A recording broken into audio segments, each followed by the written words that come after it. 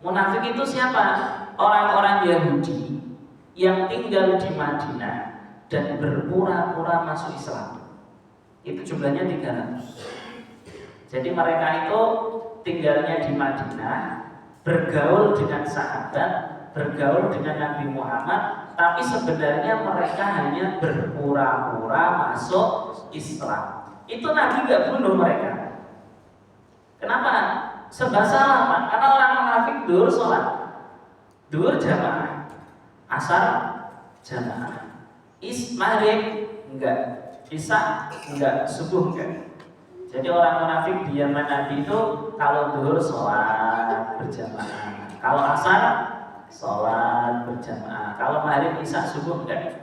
Kenapa maghrib isya subuh tidak sholat? Kata orang munafik, maghrib isya subuh itu gelap, sehingga ketika mereka tidak ke masjid, Nabi Muhammad nggak tahu, sahabat juga nggak tahu, nggak ada lampu masalahnya. Jadi aman lah kalau nggak datang ke masjid, aman. Itu orang munafik yang dulu duhur sholat, maghrib asar sholat. Kalau orang Islam sekarang Pak, duhur nggak sholat, asar nggak sholat, maghrib nggak sholat, subuh nggak sholat, isya nggak sholat. Dibilang kafir marah-marah. Aku Islam Mas, KTP ku lo Islam ini. Dan kok nggak pernah ke masjid Pak? Yo itu urusanku. Gitu loh Pak. Orang Islam sekarang tuh kayak gitu, ya orang-orang Islam yang nggak taat.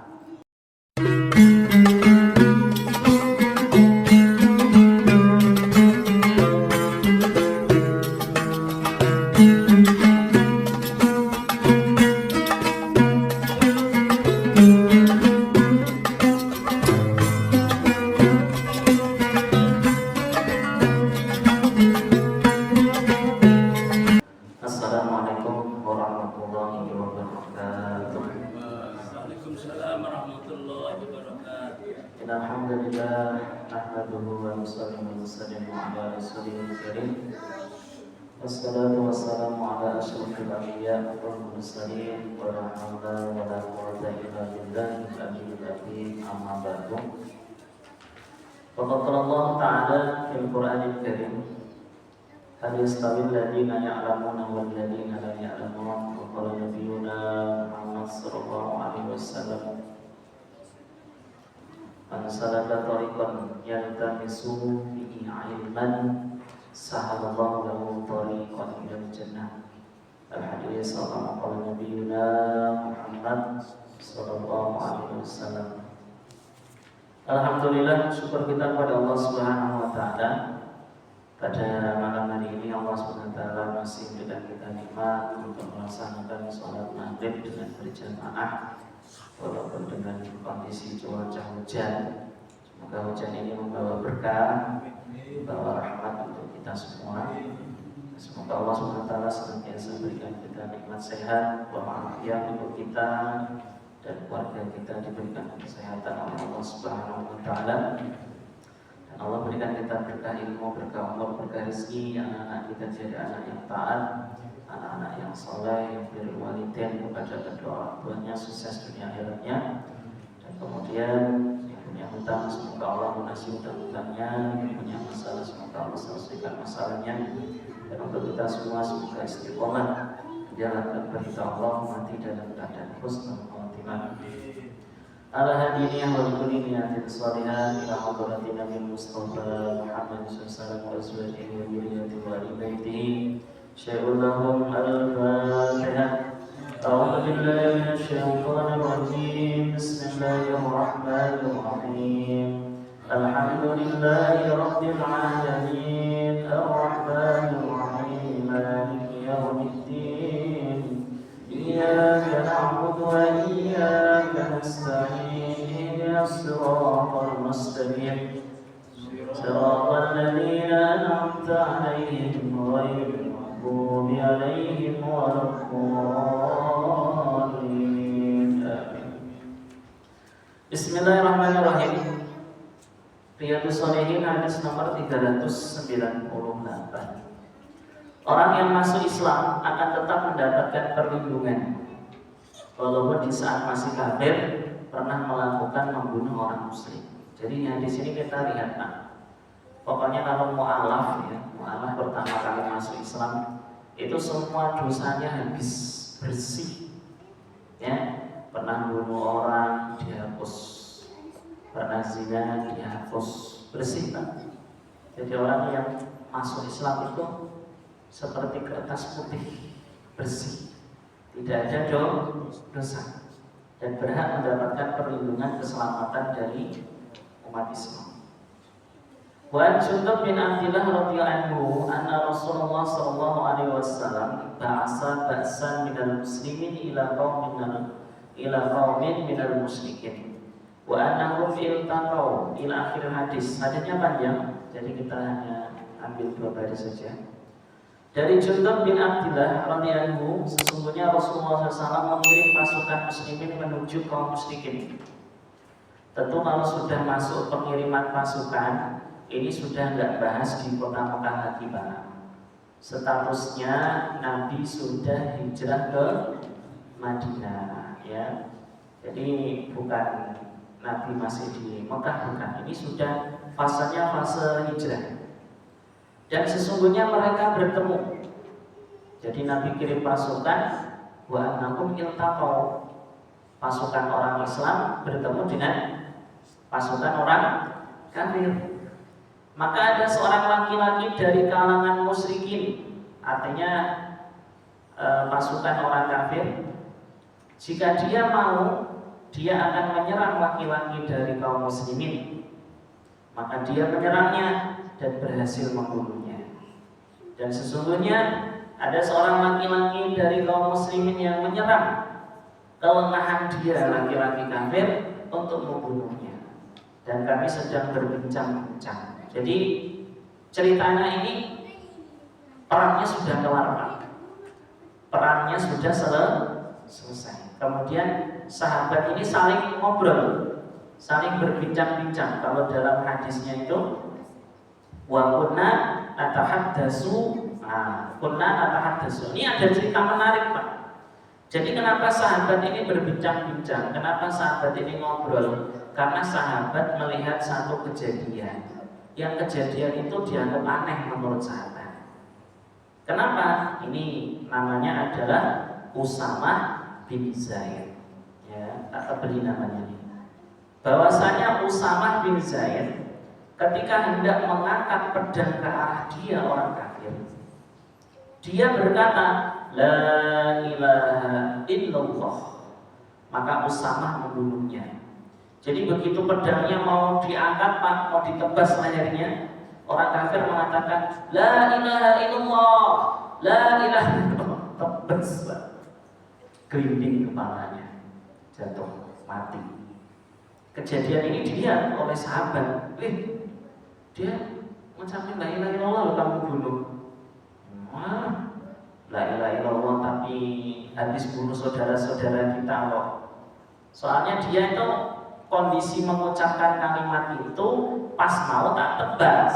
Coba kalau saya nggak tebas, pasti dia nggak bilang la ilaha illallah. Kira-kira Bapak sepakat nggak dengan Usamah bin Zaid Pak? Cocok nggak kira-kira Pak? Ini kan kasusnya yang ditebas itu sudah membunuh orang Islam. Tapi statusnya pas membunuh orang Islam itu dalam kondisi kafir. Ya.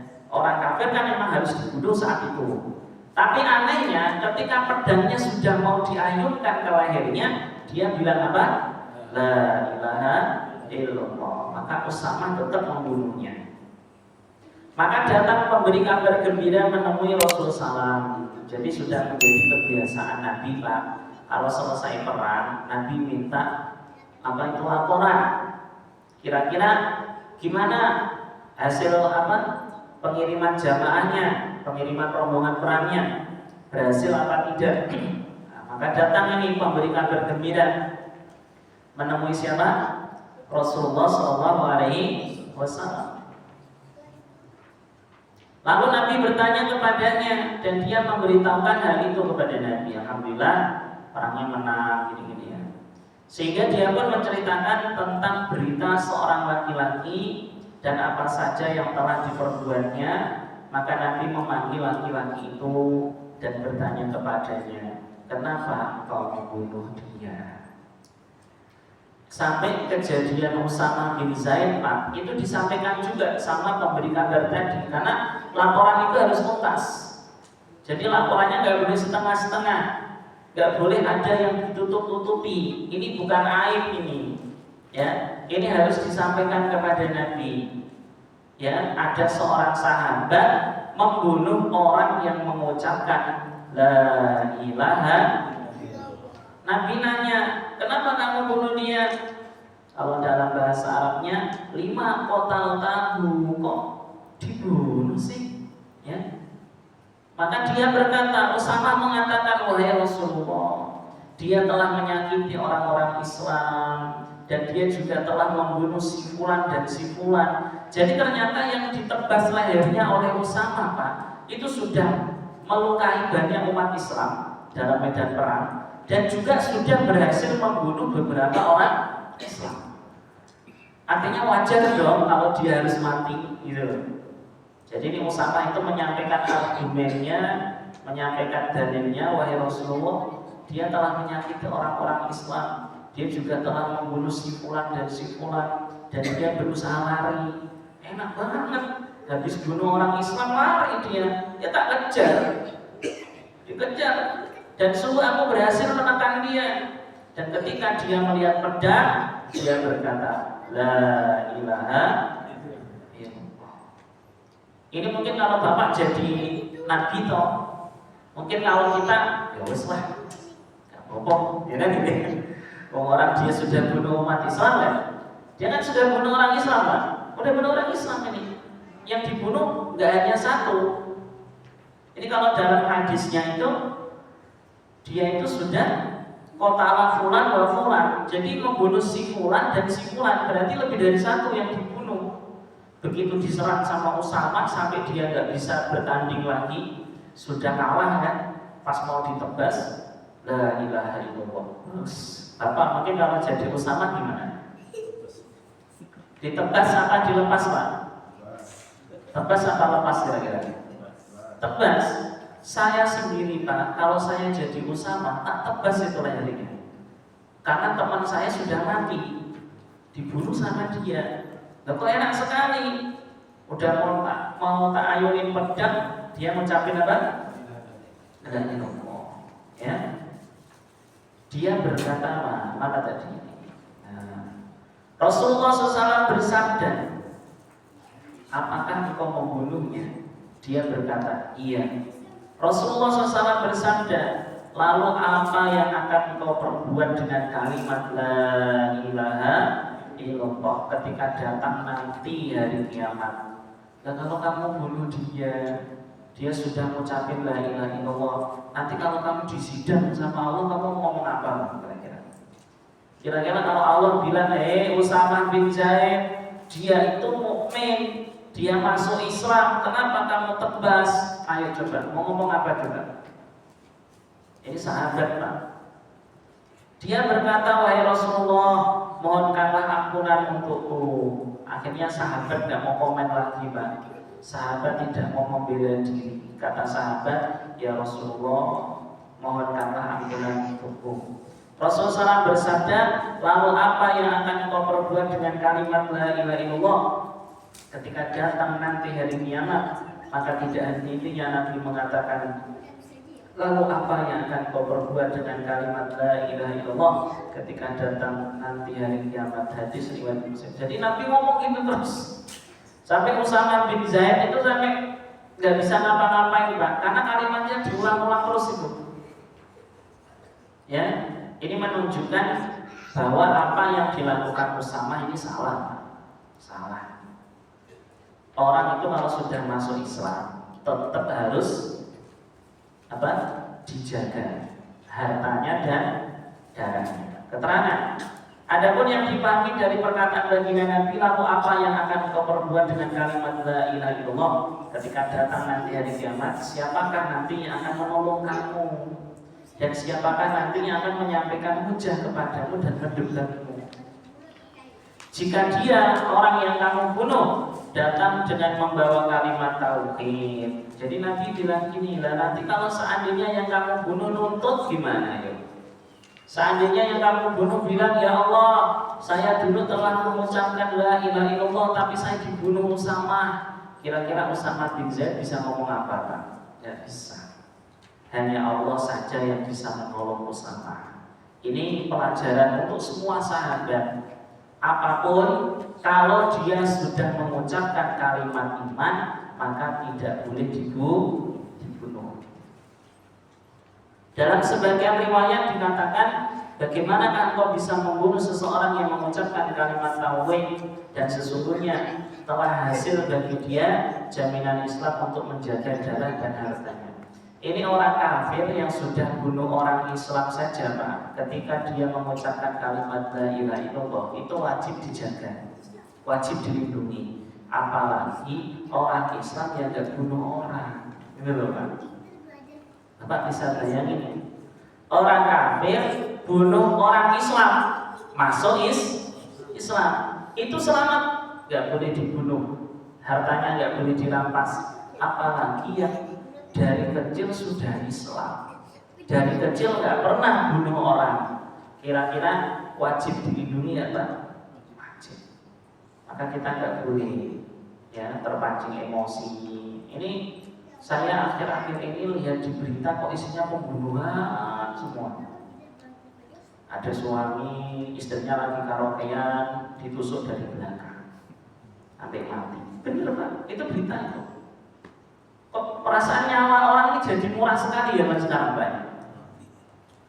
Apakah karena itu hukumannya kurang tegas atau gimana gitu Pak? Kayaknya pembunuhnya itu kebanyakan merajalela gitu loh. Apa mungkin hukumannya ini kurang tegas gitu loh, sehingga pembunuh itu kayak santai sekali. Jadi menghilangkan nyawa orang itu kayak ngilangin nyawa kucing ya.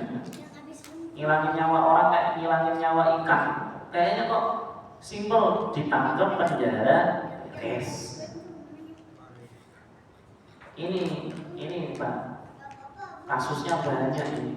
Ada ibu tiri bunuh anak tiri, ya. Ada anak bunuh orang tua. Jadi kok gampang sekali ini. Umat Islam ini saling bunuh membunuh, padahal mereka umat Islam. Maka ada dua pembahasan. Pertama, bisa jadi karena memang kurangnya agama. Jadi kalau orang itu agamanya kurang, apa-apa itu seperti itu. Jadi anak bunuh orang tua bunuh anak, itu kan gara-gara agamanya kurang. Makanya kita harus apa? Belajar yang sungguh kita didik anak-anak kita semoga menjadi anak-anak yang soleh, anak-anak yang taat kepada Allah Subhanahu wa Ta'ala.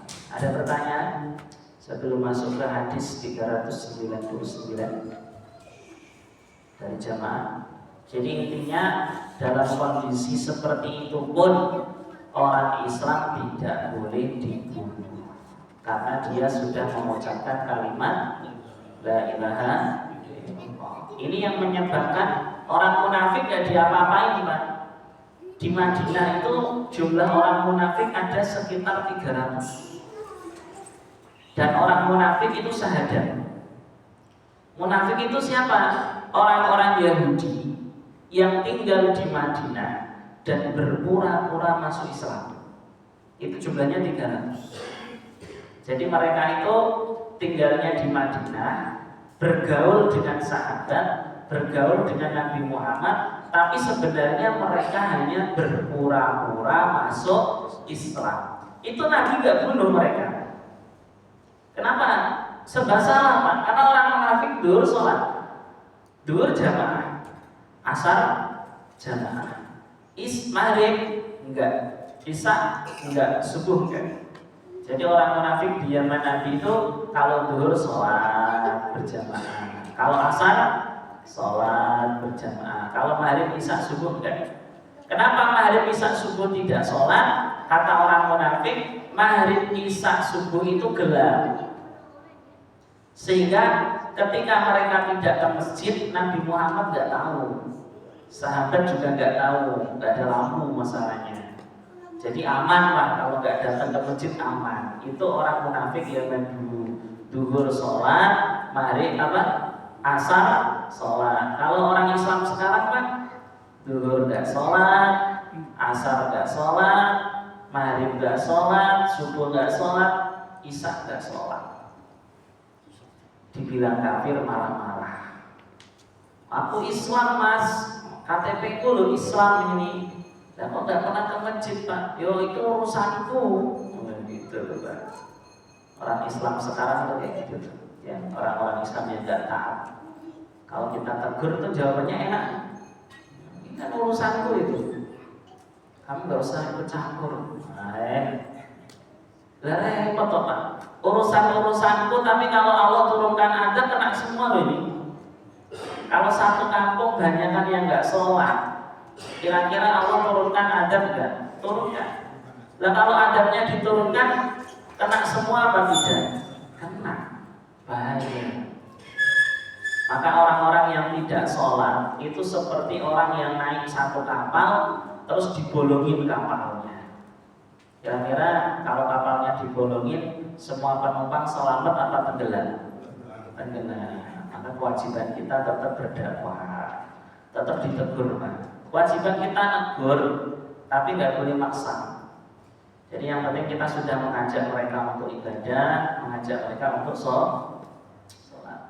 Hadis nomor 399. Cara menghukumi orang zaman sekarang adalah dengan melihat apa yang dilihat dan menyerahkan apa yang tidak kita lihat kepada Allah Subhanahu wa Ta'ala. Jadi hadis ini akan menyampaikan zaman Nabi dengan zaman kita beda, Pak. Zaman Nabi kalau ada masalah lapor kepada Rasul, Rasul bilang sama Allah, turun wahyu. Enak, zaman Nabi enak itu. Ya Rasul, ada gini, bentar, nunggu wahyu turun. Jibril datang, ngasih wahyu, selesai masalah. Zaman dulu. Ya. Tapi kalau zaman sekarang, gimana Pak? Pak, ada masalah, bisa nggak turun wahyu? Nggak bisa lagi. Wahyunya sudah tertutup, sudah habis 30 juz. Maka zaman sekarang kalau ada masalah buka Quran, buka hadis, gitu loh Pak. Buka perkataan ulama. Tak baca?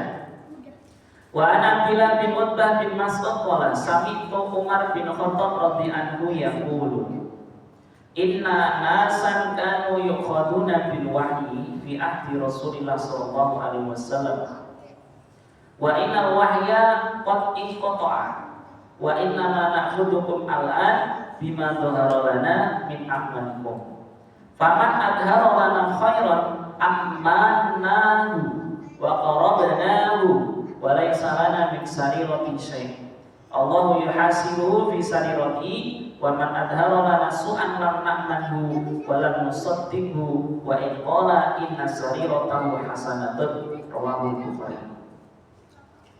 Saya baca dari Abdullah bin Utbah bin Mas'ud, itu tabi'in. Beliau berkata, aku pernah mendengar Umar bin Khattab radhiyallahu, beliau berkata, sesungguhnya orang-orang dahulu mengambil wahyu di zaman Rasulullah sallallahu alaihi wasallam. Jadi zaman dulu itu kalau ada apa-apa itu wahyu, ada apa-apa wahyu, ada apa-apa ayat itu. Enak zaman dulu.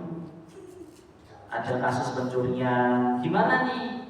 Hukum mencuri di mana? Turun ayat wasariqu wasariqatu faqta'u aydiyahuma. Ada langsung ayatnya jelas itu, enak.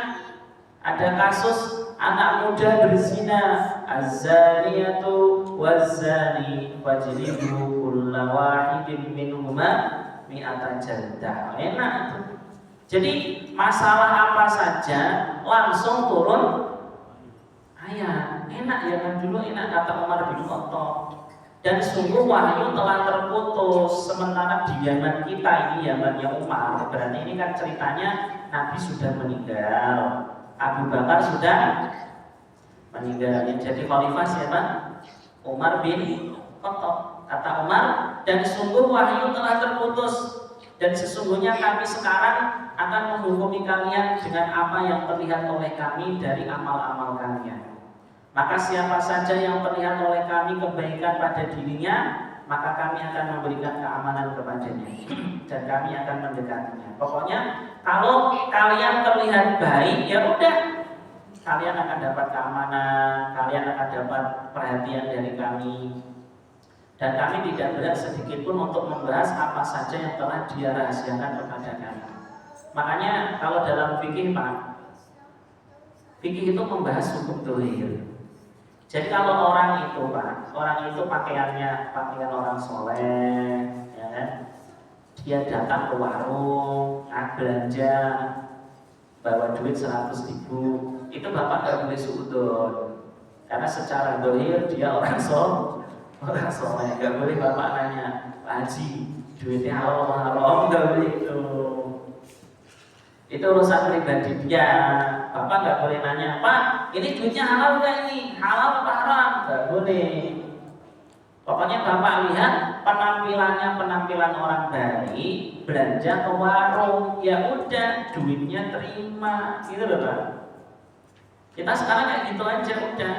Pokoknya kalau nggak ada bukti berarti dia tidak bersalah. Kalau ada bukti berarti bersalah. Simple. Zaman sekarang seperti itu. Tak baca lagi. Dan kami tidak berat sedikit pun untuk membahas apa saja yang telah dia rahasiakan kepada kami. Sungguh Allah sajalah yang akan menghisap apa saja yang dia rahasiakan. Contoh Pak, ada orang habis keluar dari warteg, tapi Bapak nggak lihat dia lagi makan di bulan Ramadan.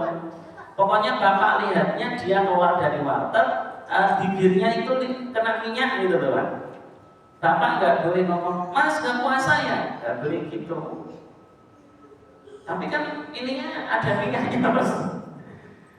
Yang penting Bapak nggak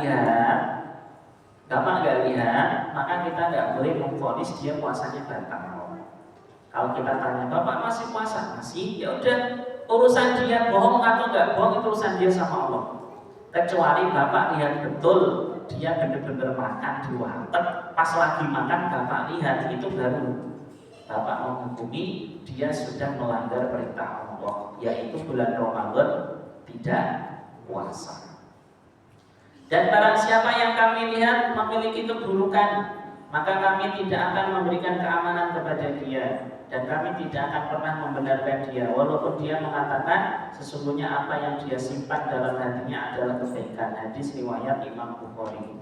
Zaman sekarang pokoknya ada bukti ya, berarti bersalah. Kalau tidak ada bukti berarti tidak bersalah. Udah gitu doang Pak. Urusan nanti di akhirat itu urusannya dia sama Allah. Urusan kita itu buktinya mana, ada apa tidak. Kalau nggak ada bukti kita nggak boleh menghukum, maka nggak boleh menangkap orang itu karena kecurigaan, itu nggak boleh. Ya. Saya mencurigai kalau dia maling Ustaz, makanya kita tangkap, kita hakimi, nggak boleh Pak. Untuk menuduh seseorang maling itu kita butuh saksi 2 loh. Untuk menuduh orang itu zina kita butuh saksi 4. Artinya kalau tidak ada saksi 2, nggak ada saksi 4, berarti kita nggak boleh menuduh dia maling, nggak boleh menuduh dia zina. Seandainya dia benar-benar maling, tapi karena kita nggak ada saksi 2 orang, ya udah dilepasin. Urusan dia dengan Allah Subhanahu wa Ta'ala. Jadi Islam zaman sekarang seperti itu. Beda kalau zaman Nabi, kamu maling ya? Enggak, saya enggak maling. Turun ayat Muhammad dia maling, tangkal, enak. Zaman Nabi enak Pak. Makanya di zaman Nabi Abu Jahal itu enggak bisa bohong. Abu Jahal, Abu Lahab. Kenapa? Begitu mereka ingin menyusun siasat, Allah turunkan ayat wa makaru wa makarallah wallahu khairul makirin. Langsung Nabi tahu nih orang kafir ternyata jahat. Oh, kayak Nabi ketika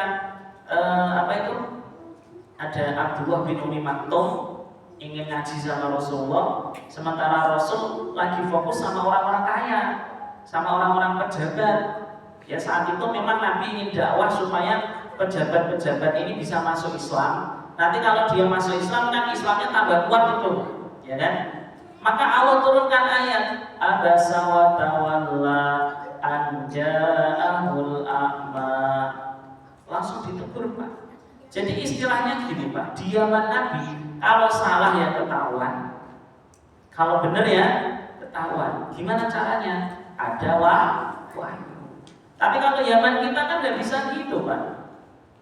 Zaman kita tuh nggak bisa mengklaim dia salah, tidak bisa mengklaim dia benar. Apa yang kadang terlihat benar belum tentu benar.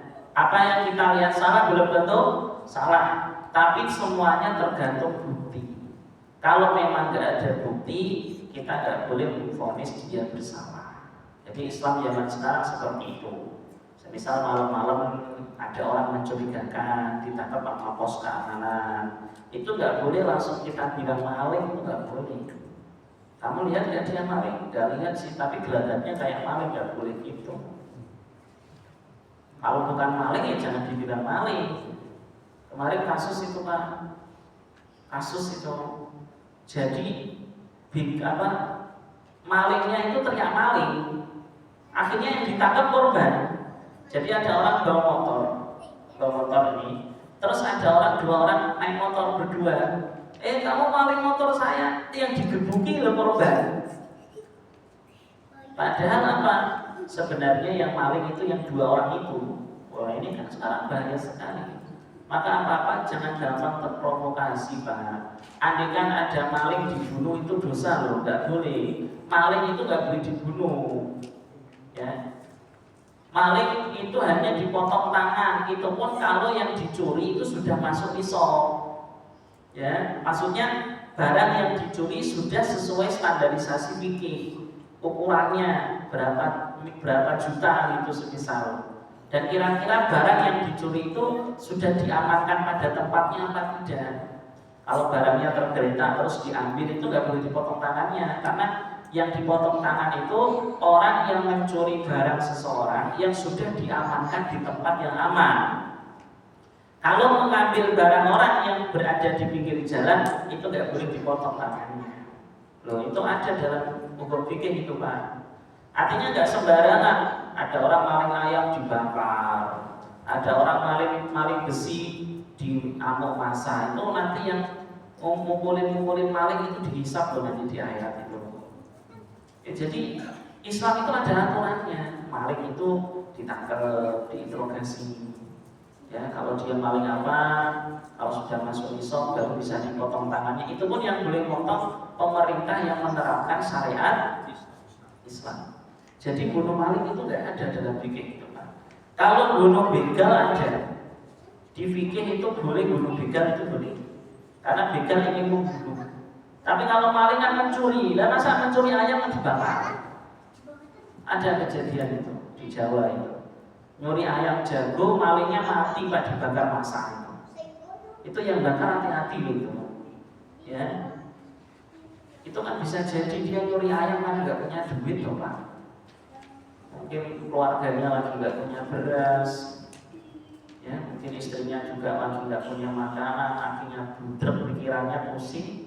Lihat ayam ditangkap, dibakar sama warga.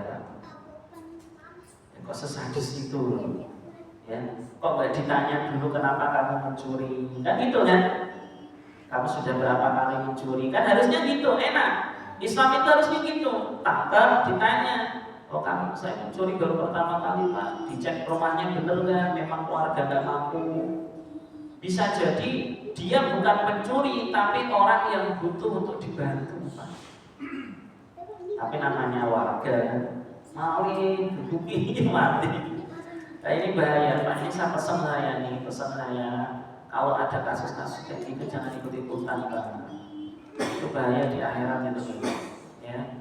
Mungkin di dunia kita aman, gak ditangkap polisi karena kita warga.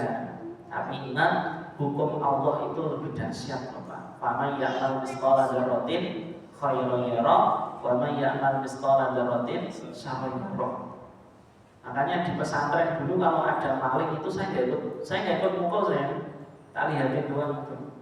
Ditangkap sama santri. Jadi di pondok ada kasus pencurian, ditangkap sama santri, dipukulin sama santri. Saya nggak ikut mukul, Pak. Karena pikir saya namanya santri sama santri ya, yang maling santri, yang dimaling santri juga. Ya itu akhirnya diurus sama kepengurusan, dikeluarin dari pondok. Tapi kita enggak mukul-mukul, kasihan sih kita mukul-mukul. Ya dia maling itu kan mungkin karena penyakit, karena dia memang senangnya nyuri. Tapi ada juga memang nyuri karena memang nggak punya duit gitu. Ini bahaya. Maka jangan dikit-dikit main bunuh orang. Keterangan dari hadis ini kita bisa melihat bahwa apa yang dialami oleh para sahabat di zaman Rasulullah dan apa yang terjadi pada zaman setelahnya tidaklah sama. Sehingga dengan menghukumi yang terlihat saja, maka tidak akan ada keraguan dalam memberikan keputusan. Berbeda dengan apa yang terjadi di zaman Nabi, semua tampak jelas ketika turun wahyu kepada Nabi, di mana yang tidak terlihat akan terlihat dengan wahyu tersebut. Berbeda dengan zaman saat ini. Jadi yang macam ini udah simpel Pak. Pokoknya kalau ada bukti ya bersalah. Kalau nggak ada berarti nggak bersalah. Urusan nanti di akhirat yaitu urusan dia sama Allah. Udahlah, saya hanya menjalankan hukum secara apa yang saya lihat. Urusan yang tidak saya lihat itu urusan dia kepada Allah Subhanahu wa Ta'ala. Contoh ini Pak, contoh ada istri orang ngaku janda. Ini cacat sampai betul. Ada istri orang, suaminya masih ada. Dia ngaku janda. Terus saya tanya, ibu ada saksi nggak? Ada. Dia ngasih saksi 2 orang. Dia minta saya menikahkan dia dengan pasangannya kan. Terus saya nikahkan. Setelah mereka menikah, tiba-tiba datang suaminya kepada saya, Ustaz, itu istri saya tuh sudah masih status istri kok kamu nikahkan? Pertanyaannya, saya dosa apa tidak? Nah, dosa apa tidak Pak? Hah? Saya dosa apa tidak menikahkan dia? Padahal statusnya istri orang. Untuk kasus ini saya nggak dosa. Kenapa? Saya sudah nanya, kamu punya suami apa tidak? Dia ngakunya janda. Saya minta saksi, dia bawa saksi, orang-orangnya dia juga. Paham kalimat ini ya? Nah, terus saya nikahkan, dia diri banyak orang, tahu-tahu dia masih punya suami. Ada nggak kasus kayak gini? Ada. Makanya dulu Pak Kiai Hamid ngasih pesan sama semua alumni, kalau ada orang minta dinikahkan hati-hati betul ya. Tanya betul itu, surat-suratnya itu. Karena sekarang banyak kasus janda, istri orang ngakunya janda. Begitu dinikahkan suaminya datang ngamuk-ngamuk, repot kayak gini. Ya, yang seperti itu juga tadi kasusnya saya nggak dosa. Kenapa? Saya nggak tahu dan saya sudah melihat bukti-bukti kalau memang dia seorang janda. Ternyata dia bohong. Ya kalau bohong kan urusan dia sama Allah Pak. Ya, tapi alangkah baiknya untuk hal kayak gitu memang harus kita arahkan ke badan apa itu yang nikahkan orang? KUA, biar lebih aman. Dulu pernah ada yang telepon saya, Ustaz, tolong nikahkan nih, ada yang ini, nggak berani, saya nggak berani. Takut betul Pak, takut betul saya. Saya takutnya itu dia ya kayak yang saya sampaikan tadi, karena teman saya pernah kejadian. Teman saya itu pernah kejadian, udah dinikahkan, tahu-tahu suaminya datang. Ya Allah, soalnya kan membedakan orang sudah nikah sama nggak nikah kan juga susah Pak, kalau nggak punya surat-suratnya kan. Makanya kalau orang sekarang cerai kan harus punya akte cerai kan. Nah, kalau memang artinya bahaya kalau laki-laki nikah lagi lebih aman Pak daripada perempuan menikah lagi. Kenapa? Karena laki-laki nikah lagi nggak butuh akte juga, betul nggak Pak? Nggak butuh sebenarnya laki-laki. Nah, kalau perempuan kan takutnya istri orang, Pak. Bahaya itu istri orang. Kalau laki-laki suami orang kan nggak masalah kan? Kan masih ada 1, 2, 3, 4. Tapi kalau perempuan kan nggak boleh poliatri kan nggak boleh. Bahaya itu. Ya. Makanya penting apa-apa harus ada bukti, harus ada dalil. Jadi kalau ada buktinya, ada dalilnya, ya udah. Kasus yang tadi saya sampaikan itu bukan salah ustadznya, karena ustadznya sudah melihat secara dohir. Urusan dia bohong kita kembalikan kepada Allah Subhanahu wa Ta'ala. Sekarang masuk bab baru nih, karena kita ngajinya urut Pak. Jadi ngaji Riyadhus Shalihin kan 3 juz nih, 4 juz. Juz pertama sudah hatam. Jadi saya masuk juz 2, juz 3 dan juz 4. Ya. Artinya juz pertama dari bab taubat sampai itu sudah hatam. Nah, ini kita masuk juz 2 ini. Jadi urut ngajinya. Makanya ya, Bapak pasti ketemu hadis-hadis yang nggak pernah ketemu kan? Karena ini urut. Saya bukan milih hadis-hadis yang bagus, bukan. Semua hadis itu bagus karena semuanya dari baginda Nabi Muhammad SAW. Maka ini masuk babul khauf, bab tentang sifat takut kepada Allah. Ada pertanyaan dari jemaah?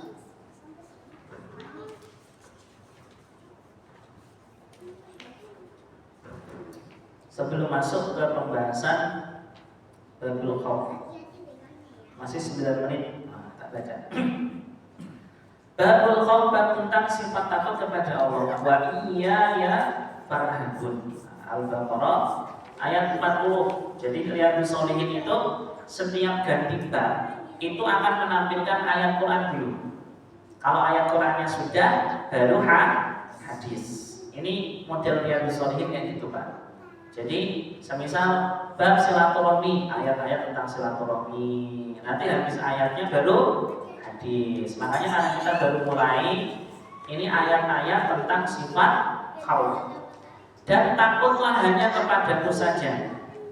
Quran surat Al-Baqarah ayat 40 keterangan sifat khauf di sini adalah seseorang yang memiliki rasa takut dan senantiasa menjaga dirinya terhadap segala sesuatu yang dia kerjakan maupun yang dia tinggalkan. Jadi orang beriman kan harus punya sifat khauf Pak. Harus punya sifat takut kepada Allah gitu loh Pak. Khauf itu apa? Ketika dia mengerjakan sesuatu, dia takut jangan-jangan sesuatu yang mau kerjakan belum sah gitu loh.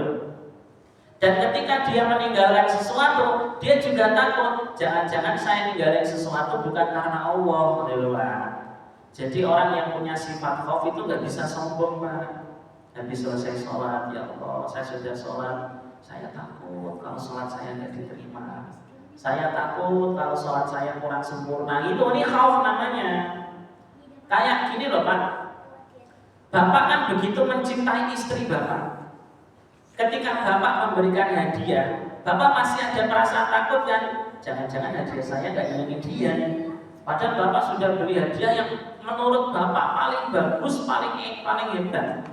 Bapak sudah beli barang yang paling dia suka. Itu pun Pak, masih ada terbesit di dalam hati. Jangan-jangan dia nggak senang nih. Jangan-jangan dia kurang suka. Nah itu namanya khauf. Lah seorang hamba Allah kalau punya sifat khauf ini bagus banget. Termasuk Nabi Muhammad itu punya sifat khauf loh Pak. Ketika Nabi Muhammad sudah berdakwah habis-habisan, Bapak boleh lihat Pak, ketika di Taif Pak, Nabi Muhammad itu dilempari batu sampai berdarah-darah. Itu doanya Nabi apa? Ya Allah, terimalah kelemahanku. Ini usahaku, aku hanya bisa seperti ini ya Allah gitu. Ini Bapak boleh lihat kalimat teksnya itu. Ya Allah, terimalah kelemahanku. Padahal Nabi sudah habis-habisan loh Pak. Sudah kehilangan istri, Khadijah sudah meninggal, hartanya sudah habis, pamannya Abu Thalib sudah meninggal. Tiap hari Nabi dilemparin batu, tiap hari Nabi dimaki-maki. Itu pun Nabi masih merasa belum sempurna menjadi Nabi. Masih merasa jangan-jangan aku ini belum sempurna menyampaikan risalah gitu loh. Itu Nabi Pak, apalagi kita. Makanya kita nggak boleh terlalu pede, tapi juga nggak boleh putus asa. Terlalu pede itu gimana? Terlalu pede yang nggak punya khauf. Pak Ustaz yakin masuk surga? Yakin, aku kok masa tidak. Mulai ini kepedean. Tapi tidak putus asa juga nggak boleh. Kira-kira Bapak masuk surga nggak? Oh, kayak aku kayaknya nggak mungkin aku masuk surga nih. Aku ini bejat. Nah itu juga nggak boleh. Jadi putus asa nggak boleh, kepedean juga nggak boleh. Jadi harus punya sifat khauf, juga punya sifat roja. Roja itu harapan. Kayak Abu Nawas gitu loh Pak. Ilahi las tuli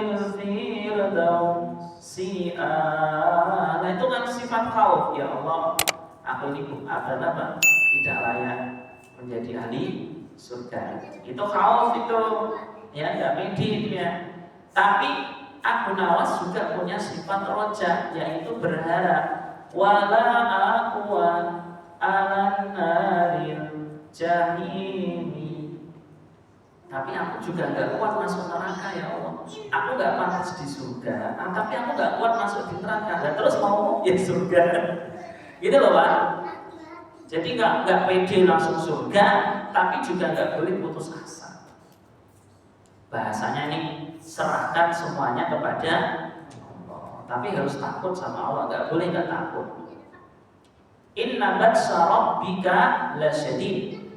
Sungguh adab Tuhanmu sangat keras. Quran surat Al-Bulut ayat ke-12. Keterangan dalam ayat ini dijelaskan bahwa adab Allah dan cara Allah membalas kepada musuh-musuh Allah sangatlah keras dan agung serta kuat, sehingga tidak ada satupun yang bisa menghindar dari adab tersebut. Jadi Bapak kalau baca Inna batsya rabbika lasyadid, jadi Allah itu kalau mengadab itu nggak main-main loh Pak.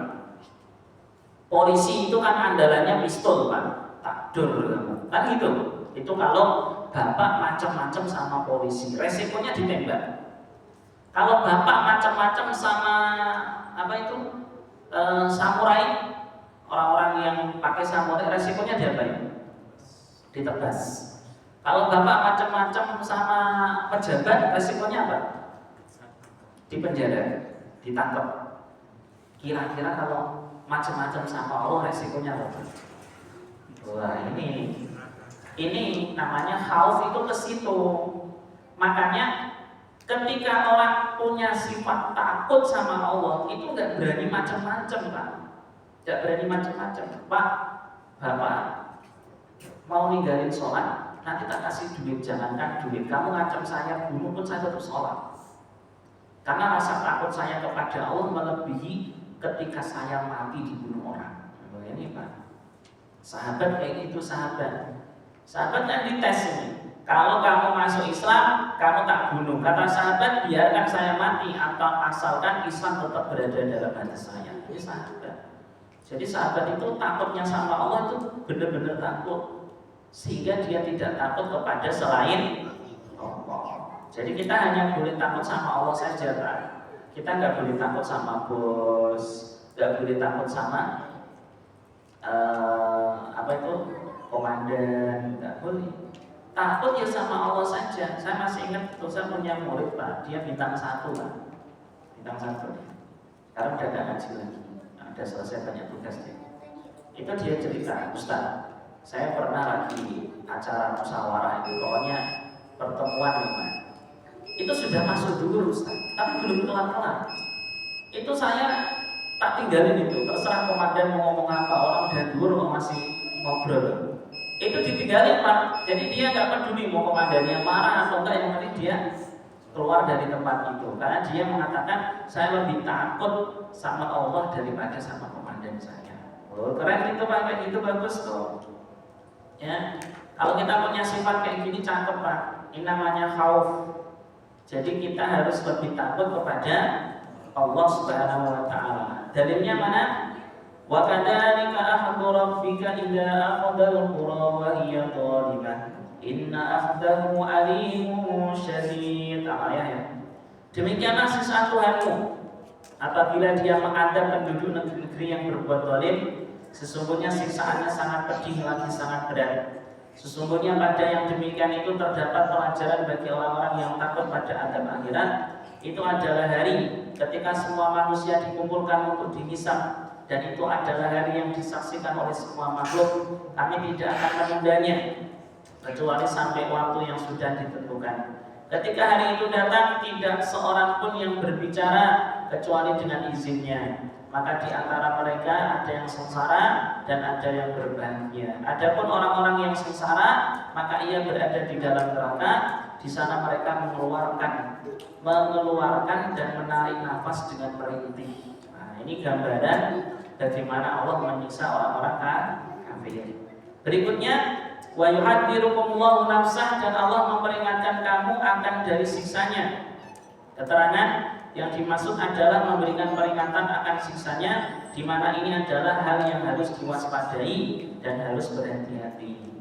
Yang berikutnya, yauma yafirul mar'u min akhi wa umrihi wa abihi. Pada hari itu manusia lari dari saudaranya dan dari ibu dan bapaknya dan dari istri dan anak-anaknya. Setiap orang dari mereka pada hari itu mempunyai urusan yang menyibukkannya. Jadi jangan ngarep, Pak. Pokoknya kalau di akhirat itu nafsi-nafsi masing-masing. Aman Ustaz, saya punya anak. Enggak, anak bapak pun juga enggak berani ngasih syafaat. Ini bukan syafaatnya itu loh, Pak. Jadi yauma yafirul mar'u min akhi, ketika hari kiamat tiba, sebelum ada penimbangan amal, semua orang enggak ada yang berani nolong orang, Pak. Bapak enggak berani nolong anaknya, anak enggak berani nolong bapaknya, suami enggak berani nolong istrinya, istrinya enggak berani nolong. Nah, kecuali kalau sudah selesai hisab, baru bapak berani nolong anaknya karena dia sudah dipastikan surga. Jadi yang namanya syafaat itu terjadi ketika orang tersebut sudah dipastikan selamat, gitu loh Pak. Karena dia selamat, dia nolong yang belum selamat. Tapi ketika mereka sama-sama belum tahu nasibnya, itu bapak gak bisa nolong anak, Pak. Anak gak bisa nolong bapak, suami gak bisa nolong istri, istri gak bisa nolong suami, adik gak bisa nolong kakak, kakak gak bisa nolong adik. Yauma yafirul mar'u min akhi wa ummihi wa abihi wa sahibatihi wa banihi likulli imri'in minhum yauma idzin sya'nun yughni. Artinya seserem itu loh akhirat itu. Jadi gak main-main dan semuanya itu takut kepada Allah Subhanahu wa taala. Semoga Allah jaga kita, amin. Allah jaga keluarga kita biar selamat semuanya di akhirat. Subhanallah, asyhadu an la ilaha illa anta, astaghfiruka wa atubu ilaik. Assalamualaikum warahmatullahi wabarakatuh.